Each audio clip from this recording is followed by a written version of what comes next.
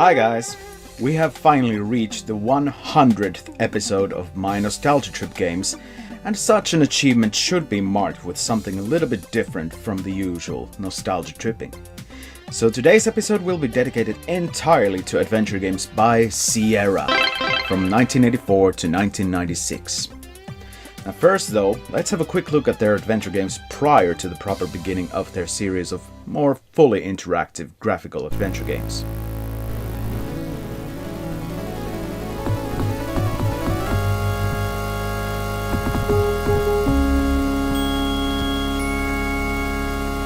I suspect most of you who have grown up playing Sierra's adventure games might be well aware that it all started from the spark inspired by Will Crowther's Colossal Cave Adventure, which was originally released on PDP-10 mainframe computers in 1976. Ken Williams, who was working for IBM in 1979, had his wife Roberta playing this interactive fiction game after bringing home a teletype terminal. After getting an Apple II, the two Williamses dug into more adventure games, but were not too happy about the text-only format, so they started creating their own graphical text adventures, the first of which was Mystery House, released as mail order in 1980 by their own new company, Online Systems, established the previous year. Mystery House became the first in the series of high-res adventures, which would include 7 games in total, the other 6 being Mission Asteroid, The Wizard and the Princess, Cranston Manor, Ulysses and the Golden Fleece, Time Zone, and The Dark Crystal. Personally, I've never really played much of these games apart from having a go at Mystery House on an Apple II emulator after purchasing the Roberta Williams collection for the PC around the turn of the millennium. In 1981, Online Systems was renamed Sierra Online due to the company's move from Simi Valley to Oakhurst, which was located near the Sierra Nevada mountain range. Between 1981 and 1984, Sierra Online were focused more on creating arcade-like games for home computers such as Crossfire, Jawbreaker, Apple Cider Spider, BC's Quest for Tires, and Oil's Well, just to name a few. But while they were at it, Arthur Abraham and the two Williamses were conjuring up a new adventure game engine that would allow animated non-playable characters and players to move around on screen and interact with visible things more effectively, though every action would still require typing in commands. This engine would become known as AGI, the Adventure Game Interpreter. This is where things start to get more up to my tastes, likely because my introduction to Sierra was through these AGI adventure games, and my journey through Sierra's adventures started on the Amiga, probably around 1990 or so. That said, the AGI engine was designed originally with IBM's PC Junior computer's specifications in mind, since IBM had requested such a product from Sierra in 1982. Long story short, the first animated adventure game, King's Quest, was born and released in May 1984. Because of the PC Junior's bad sales though, the first version of King's Quest didn't sell either, but they were quick to make versions of the game for Apple II, Tandy 1000, and standard PCs. With ports to Amiga, Atari ST, Apple II GS, and even Sega Master System as late as 1989, and then the 1990 remake with a newer engine, King's Quest has 14 or 15 different releases, most of which are bug fixes or other updates of the IBM PC version. As such, King's Quest would be prime material for a comparison on the blog, but with the game being as large as it is, it would take a couple of years to finish the comparison, so I'll pass on that for now. If you're interested in reading about it though, King's Quest's Wikipedia page tells enough to get started. The AGI engine would go through several updates, and as such the games would become bigger and better, or at least more complex. Using this engine, King's Quest would have 2 sequels in the next couple of years, with King's Quest II, Romancing the Throne, being my favorite of the AGI games, and King's Quest III, To Err is Human, being my least favorite AGI game of all time thanks to its random timing issues. I do believe King's Quest II is probably the one that I have played the most from the entire series, as I've completed it twice, and it's usually the one I come back to if I feel like playing one of the King's Quest games. While these were being made, 3 other adventure series were being established by other designers. Space Quest by Scott Murphy and Mark Crow, Police Quest by Jim Walls,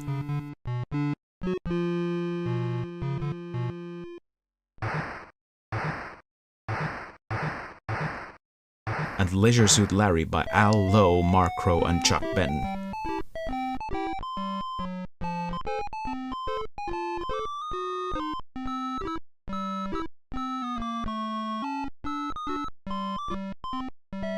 The latter 2 of these were established so late into the life of AGI that they were the only games in their respective series to utilize the AGI engine, but Space Quest had the first 2 games made in AGI. Personally, my journey to Sierra games started with Police Quest in Pursuit of the Death Angel and Leisure Suit Larry in the Land of the Lounge Lizards on the Amiga, and as the custom goes, they were played to their completion, no matter how long it took, with or without hints collected from other plays and or magazines. The first Larry game is also probably the one that I have completed the most of all Sierra's games, probably because it hit my sense of adolescent humor so well back in those days. After all, it was a game designed for adults. Being a kid of barely 16 when I first got to play Larry, it always struck me as funny to try to prove my age higher by answering questions, of which most would have never been possible to know as a Finnish person. But with the eventually well-known shortcut, it was easy enough to get to play as the bumbling wannabe ladies' man, Larry Laffer, drive around with a taxi and deal with even more questionable characters in several questionable places, while trying to get to do the naughty thing with a few different women. In the case of Police Quest, though, it was enough for me to complete it once, because there were several things that made it an impractical game to play. First and foremost, driving around the town of Lytton was always a needlessly hazardous thing, where you might bump into anything and crash your car, always resulting in an instant game over. Secondly, trying to remember all the necessary police protocols always felt a bit much, even if it gave the game a sense of unexpected realism.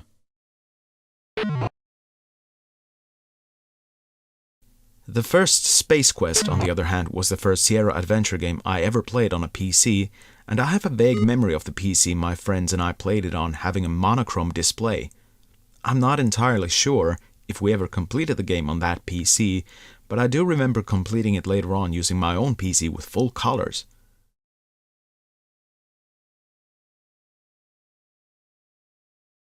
I also completed Space Quest II Valhall's Revenge a couple of times once I finally got my hands on it, and I remember enjoying it even more, despite some annoying maze bits and other cheap death screens. But of course, it wouldn't be a Sierra adventure if there were no cheap death screens, and the Space Quest games sure had plenty of them.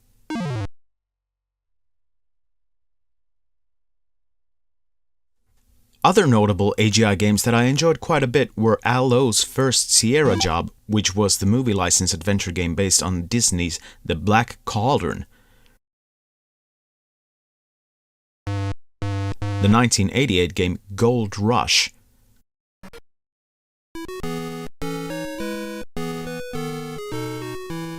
And the 2 Manhunter games from 1988 and 1989, both of which used the AGI engine in a very different way to how the earlier games were played.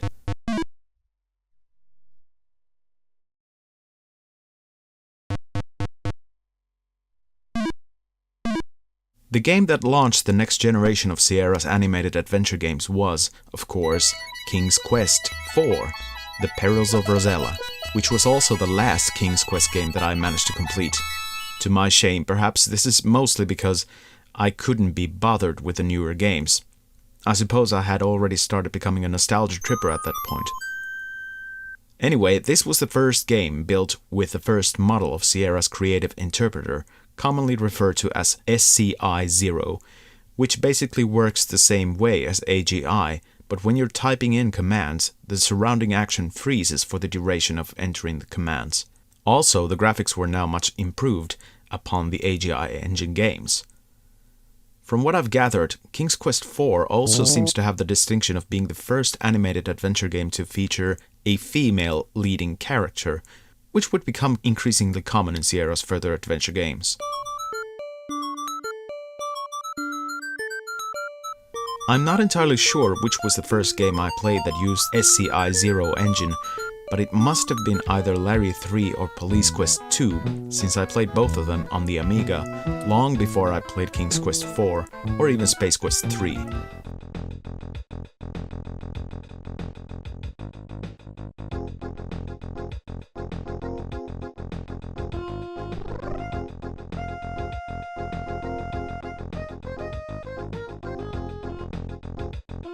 Both Larry 3 and Police Quest 2 were played to completion on the Amiga with my friends, and a few times afterwards on the PC, and I managed to complete King's Quest 4 once on the PC.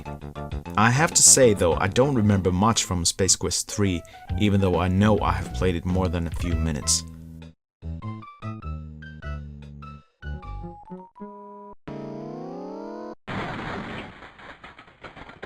Of course, Larry 2 did get its fair share of time once I got my first PC, since one of the first things I ever bought into my PC games collection was the Larry collection, with all the Larry games from 1 to 6, along with the preceding soft porn adventure and some related games.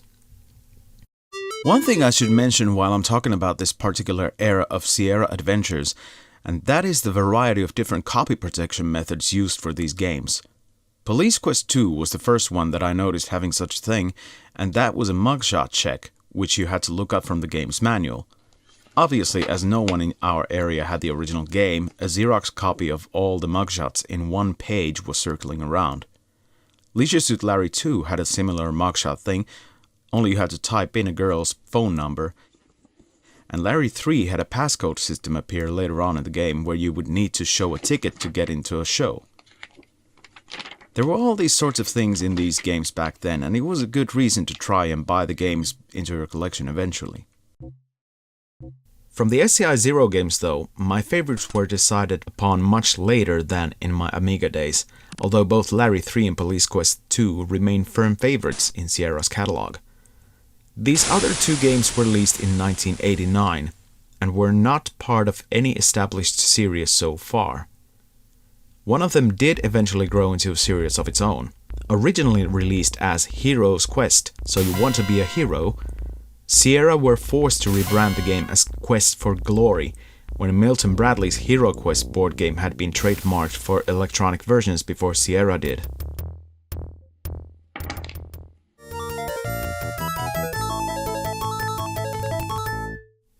This game brought on a new approach to these kinds of adventure games by having some proper role-playing elements, such as skill building, real-time combat, and a time of day cycle with schedules for non-playable characters.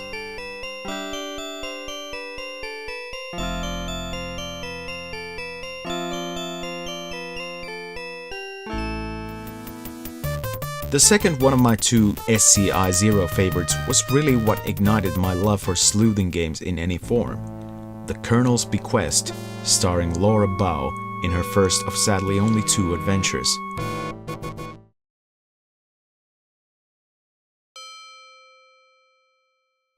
This was a proper murder mystery game, played in a classic mystery mansion on an island, and the whole game was timed more or less according to your actions and progress. The whole game was the first proper digital tribute to Agatha Christie that I ever came across, and I'm still a massive fan of this one, as well as Agatha Christie. With SCI Zero, there were also a couple of interesting but less talked of games, such as the eco-friendly if somewhat childish Eco Quest from 1991, and the James Bond-alike adventure codename Iceman from 1990, which is a bit less well-aged game thanks largely to your requiring to learn terminology and techniques to be used on a regular basis, for which you need the manual. Neither of these are games that I really even think about, but they do give a similar vague nostalgia as some of the lesser played King's Quest and Space Quest, because I did play these games around the same period of time a good deal. The SCI evolved into an icon-based, purely mouse-operated system sometime in late 1990, with the first game to use this new system being, quite obviously, the fifth King's Quest game.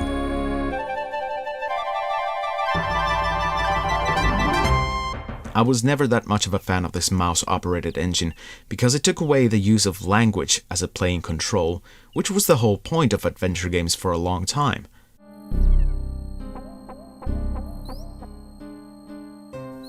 Nevertheless, I did play and complete some of the VGA remakes of old Sierra classics such as the first Larry, Police Quest and Space Quest games. All good fun, since you knew what you were supposed to do because you had played the original versions already.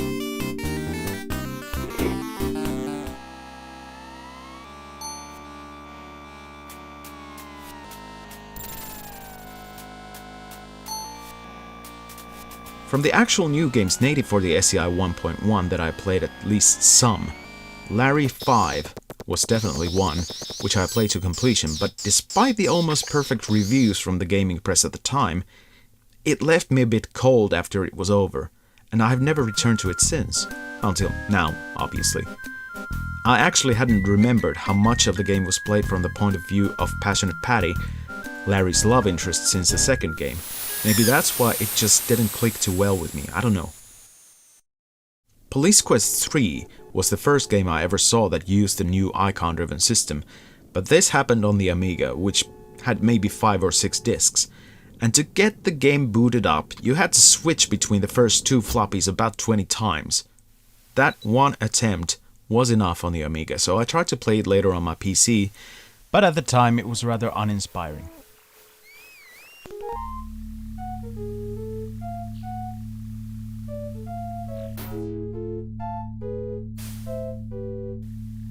Space Quest 4 was also praised by the gaming press, and I tried to like it.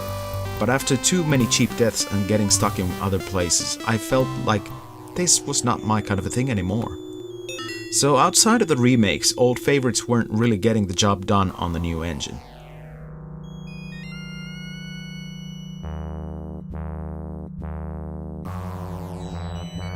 Happily, Laura Bau's second adventure did keep me playing a bit longer than the others had, so I would count The Dagger of Amun-Ra as one of the better SCI 1.1 games. He likes to read science fiction. Thanks, Rich.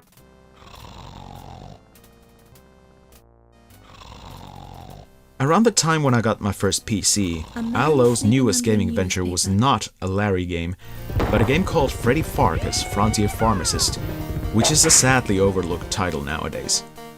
To me, it brought some much needed new energy into Sierra's adventure games, even if it wasn't a soaring success.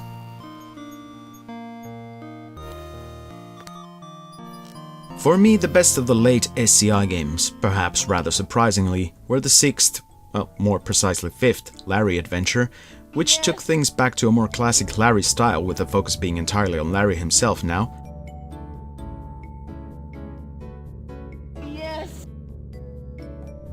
And the 3rd and 4th Quest for Glory games, which I spent a good few weeks on in the late 90s. However, around this time I had stopped being obsessive about adventure games, so the completion percentage dropped radically. I believe the mouse-driven gameplay style had a lot to do with it.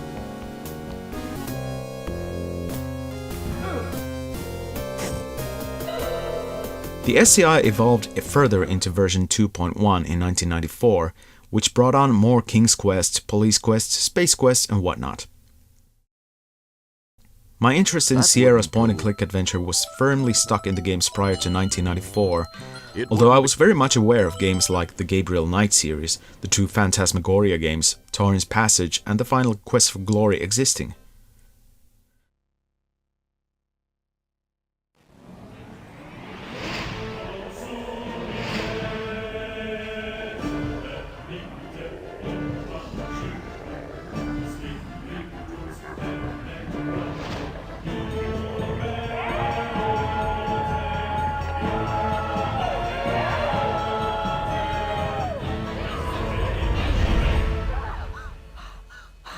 My final Sierra adventure experience came with the hugely expected comeback of everyone's favorite ladies' man, Leisure Suit Larry, whose sailing expedition was released in late 1996 and used the final version of Sierra's creative interpreter. Yeah, baby.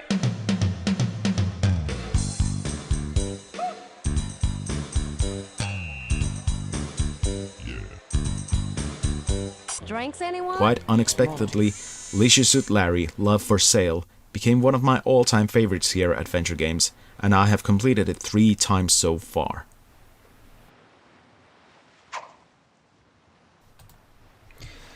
I realize most of these games cannot really be counted as cross-platform experiences. And to be fair, you have to realize Sierra's adventure games were always meant to be top-of-the-line stuff, to be played on the best possible computers available. And some people say Sierra's games are meant to be played with a Roland MT32 as the sound source. But I'd say part of the nostalgia for these games comes from whichever computer you happen to be using when you first played them. For me, some of these games offer the best sonic experience on the Amiga, such as Larry 3 and Police Quest 2, while other games I couldn't think of being played without those cheap general MIDI sounds from a Sound Blaster card on my PC.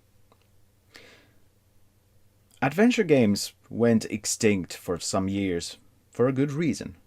Not just because Sierra had stopped making them, but because the narrative style in games had migrated into first-person shooters, such as Half-Life, which was also originally published by Sierra. Not a bad note to end this special episode on, but on an even brighter note, I have noticed that the old Sierra-style adventures are making a comeback through some fan developers who have taken the old SCI Zero style as the stylistical approach. The future is looking surprisingly bright for adventure fans. Thanks for watching. Stay tuned.